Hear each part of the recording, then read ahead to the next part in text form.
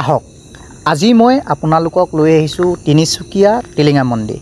এই তিনিচুকীয়া টিলিঙা মন্দিৰত আহি আপোনালোকে এগছি চাকি আৰু এটা টিলিঙা আৰু এডাল ৰছী বান্ধিলে নিজৰ মনৰ মনোকামনা পূৰ্ণ হয়।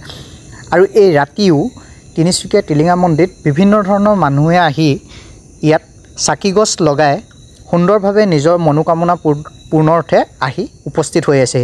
আৰু পূজাৰীয়েও সুন্দৰভাৱে পূজা কৰি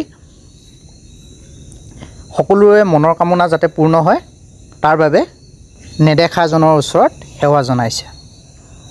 আৰু এয়া হৈছে আপোনালোকে তিনিচুকীয়া টিলিঙা মন্দিৰত অৰা সুন্দৰভাৱে আঁৰি থোৱা টিলিঙাসমূহ চাওক।